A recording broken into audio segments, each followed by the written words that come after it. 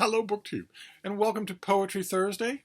This is a battered, tiny little BookTube tradition where a handful of channels read a poem on Thursday and maybe talk about it just a bit. I saw Liam at Liam's Lyceum did a poem today for Poetry Thursday. He read La Belle Dame Sans Merci, a very, very famous poem, iconically famous. And I want to read you a poem today that was, in its own time, even more famous than that poem was in its own time. This was known the whole English-speaking world over. Countless thousands of school children had to memorize this, often prodded and demanded to memorize it by parents who had memorized it. Its poet was world famous. This poem made the poet world famous, to the point where the poet's hometown made his birthday a holiday from work, where to the point where when he turned 80, there was a celebration at Carnegie Hall, and nations sent delegations to give their good wishes. There was an absolutely astonishing level of fame, far more than most poets ever experience. And I want to read you the poem. We are once again delving into 20th century American poetry, this big fat anthology that I found at the Brattle Bookshop, and then we will discuss it just a bit. Here is the poem. Bowed by the weight of centuries, he leans upon his hoe and gazes on the ground, the emptiness of ages in his face, and on his back the burden of the world. Who made him dead to rapture and despair, a thing that grieves not and that never hopes, stolid and stunned, a brother to the ox? Who loosened and let down this brutal jaw? Whose was the hand that slanted back this brow? Whose breath blew out the light within this brain? Is this the thing the Lord God made and gave to have dominion over sea and land? To trace the stars and search the heavens for power? To feel the passion of eternity? Is this the dream he dreamed, who shaped the suns and pillared the blue firmament with light? Down all the stretch of hell to its last gulf, there is no shape more terrible than this, more tongued with censure of the world's blind greed, more filled with signs of portents of the soul, more fraught with menace to the universe. What gulfs between him and the seraphim? Slave of the wheel of labor, what to him are Plato or the swing of the Pleiades? What the long reaches of the peaks of song, the rift of dawn, the reddening of the rose? Through this dead shape, the suffering ages look. Time's tragedy is in that aching stoop. Through this dread shape, humanity betrayed, plundered, profaned, and disinherited, cries protest to the judges of the world, a protest that is also prophecy. O masters, lords, and rulers of all lands, is this the handiwork you give to God, this monstrous thing distorted and soul-quenched? How will you ever straighten up this shape?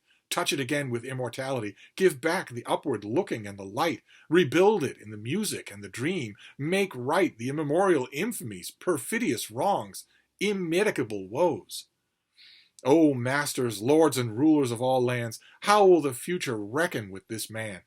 How answer this brute question in that hour when whirlwinds of rebellion shake the world? How will it be with kingdoms and with kings, with those who shaped him to the thing he is, when this dumb terror shall reply to God after the silence of the centuries? That is 1899. That is Edwin Markham. And the poem is called The Man with the Hoe. And the subscript here is written after seeing Millet's world-famous painting. The painter, Francois Millet, did a famous painting called The Man with the Hoe, about a laborer in a field. That's what the poem was about. That's what the painting was about. And Edwin Markham saw that painting and was so stunned by it that he wrote this poem and sent it into a newspaper. And the epigraph for the poem is from the book of Genesis. God made man in his own image, and in the image of God he made him. And you would not believe, that was 1899, right before the beginning of the 20th century, and you would not believe, unless you know this, that Edward Markham has never had a biography, as far as I know. Not in the modern age, anyway, certainly not in the 20th century. The poem was in every anthology, for the 2 or 3 or 4 or 5 or 10 years after it was the most celebrated thing in the world. Everybody talked about it. Panels convened in Congress about it because of the ringing condemnation it was of the plight of the worker.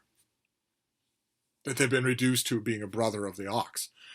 There's no dignity in it at all. They've been just reduced to this blind, slope-jawed, unthinking creature that goes out, labors all day, and eventually dies in the field, laboring.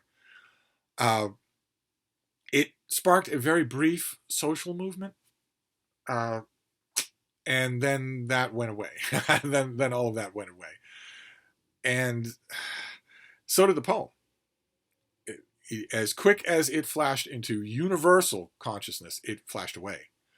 And in that, it is very different from La Belle Dame Sans Merci, because that poem is with us. It's always anthologized. This thing will only be anthologized in an anthology if the anthology is going to make a point.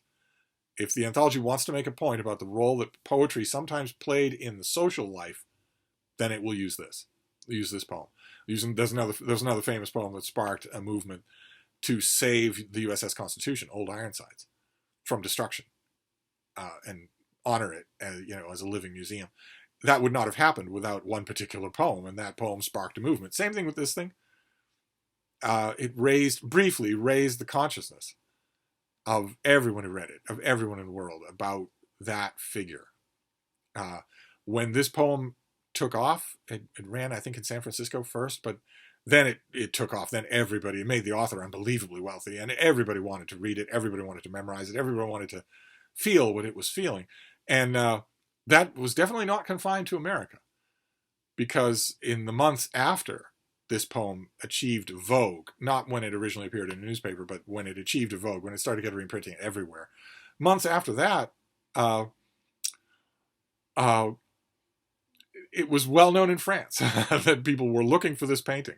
They wanted to see it. They now had a great ringing explanation of that painting and its significance. And I think when we look at the poem, I think we can see that it's a bit of a shame that it disappeared. It's really good. It's really, really powerful. It's a bit of a shame that it was linked to a cause and then died with that cause. It very much belongs in this anthology, even though it's not technically creeping across the line into the 20th century. I was very happy to encounter it again. I encountered it in an anthology ages ago, an anthology that was old enough so that it probably included it, because the editors of that anthology probably thought it was as immortal as La Belle Dame Sans Merci, but it is not, obviously. It no longer answers to the taste of the reading public. It's no longer anthologized, except here. So there you go. The Man with the Hoe. That is a poem about the poor, unshepherded, brute laborer, the manual laborer, that existed in Markham's day, exists with us still. Whether or not that poem manages to be exalting or condescending, or maybe it does both at the same time, I'll leave that up to you. But that is our poem for Poetry Thursday. We will do this again next Thursday, unless I weaken and start doing a poem every day like I did for a stretch. I looked at the table of contents of this one anthology of 20th century poetry, and it would take me well past the end of the year to do this if I only do it on Thursdays. So maybe another poem on the weekend. Who knows? It's a lot of fun. Anyway, to talk about these things. And I'm going to wrap this up for now. We don't want Poetry Thursday to go long at all. We want to encourage more people to do this. So I'll wrap this up, and I'll be back. Thank you, BookTube.